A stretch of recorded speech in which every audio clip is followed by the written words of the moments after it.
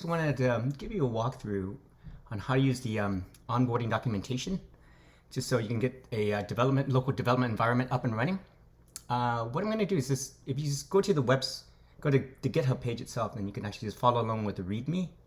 There will be a table of contents, there will be a developer guide in here, and then you can actually click on the onboarding guide, and then also this video when it gets recorded. But basically, the two documents that you need to know about is actually the README, which you're reading right now, and the make file.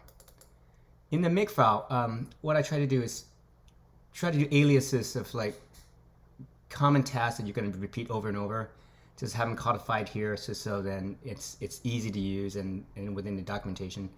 Then you can refer back to it. Also, then you can actually just change it too.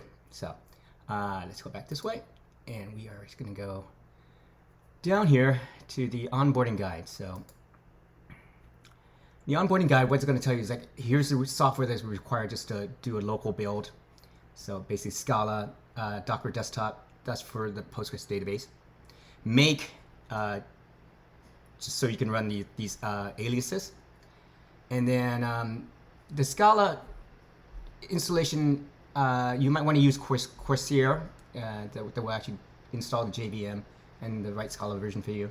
This Scala version is the latest so far at this published date, and kept up with that.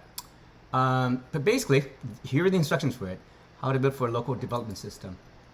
So what you want to do is here, in your terminal, in the root of the repo, you just want to do like make check. What make check is going to do is it's really going to look for all these dependencies that you actually have up here, and see if they're installed, and it will actually just check the versions that you actually have too, and still doing it right now.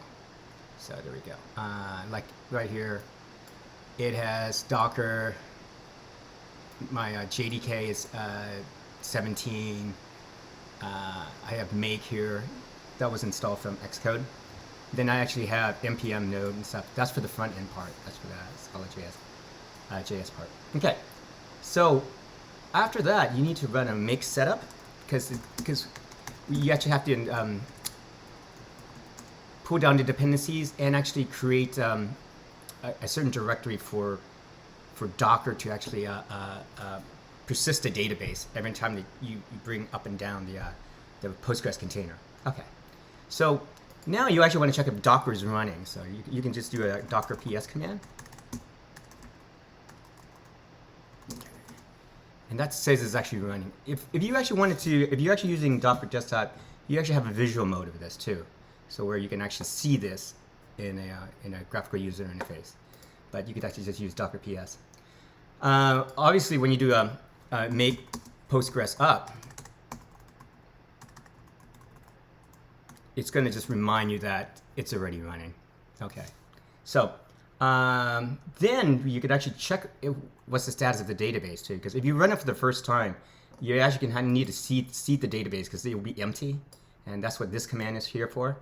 To migrate, but since I already have it, so I can just do this. I can do make Postgres check, and that's going to show you, hey, these are the databases I have. The pet client was the old one. This is Blogapp, and it has two tables: persons and scroll. And you can see like, hey, here's what the tables, the contents of the tables are. Okay. Okay. Now what we're going to do now is we're going to do like, let's see, we are going to compile the backend. So let's do that.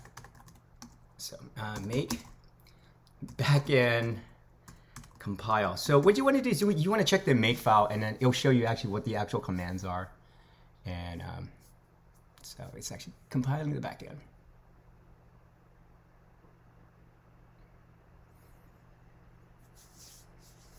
Okay. Let me see if I can. While that's running, oh, okay. What it's doing, here's my development environment. It's taking all of the backend code here in the source, and it's main resources Scala. So it's building the backend. It's building the API right now. Okay, that's what. Okay, so it's built that. So now we can build the front end too. Front end compile. So This one's gonna be fast because it's actually already built, so there's actually nothing to recompile for now. Compile. Okay. That builds really fast, and what that does is actually here. Let me show you here. Instead of the backend code, it's gonna go to the front end code here, and this is what it builds the front end that gets compiled down to JavaScript, which is the main.js. So this is all Laminar, and you look at the main page here. You can see the this is where it goes to the routes tables, and then goes to different views, like the home page, and this actually is Laminar here.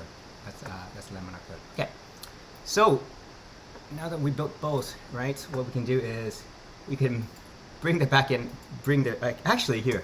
There's actually I included some status checks. So if you actually do a make status, that'll kind of give you like where your system is right now. And it says basically you have right here in the Docker container you actually have the database running. The back end is currently not running, and this is the front end. It says this, but it'll show differently actually once the front end is actually running. So we're going to make back end up. Okay. Then that brings up so. Oh, and another way to check that too, I didn't put the check in there, so I make backend check. What this does is actually just queries these endpoints here. So this is scroll person, and then this is actual call to it for all persons and all scrolls, and so you see it comes back. So if it comes back empty, then you know that maybe the database is down or there's something else. Okay. So since we have the database, the backend API running, now let's run the front end dot up. Okay, this is launching it now, and here we go, and there we go. So this is the actual Laminar application. From here, you can when you hit board, it'll do an API call to fetch all of the scrolls, which is our postings, post them out here. Then here's all the people. Right, so this is from that people's table, and then let's see if you do Bob Mackey, then it launches to a single person view, and you actually have the ones attached to this one person. And again, let's see, we'll go back over here. We can actually do this again. We can do like make Postgres check. You kind of verify, hey, see, it's pulling from this database right here, so it's putting this data, boom, and it's populating this front end. Let's see what else. Let's go back over here. Okay, the Zio-Blogapp. Okay, Docker PS check. There's a whole bunch of other stuff, but basically that's the process right there. So you want to bring everything down. It's just in the reverse. Oh, actually, let's do this. Let's do the status, so we can actually see that. Hey, it actually says backend is currently running, and this is what it'll say when the front end is actually running too, because it uses Vite or Vite. Okay, I'll follow this up with actually another video on how to deploy it to Kubernetes stack, but I think this is good enough for now just to do the onboarding. Cheers, thanks.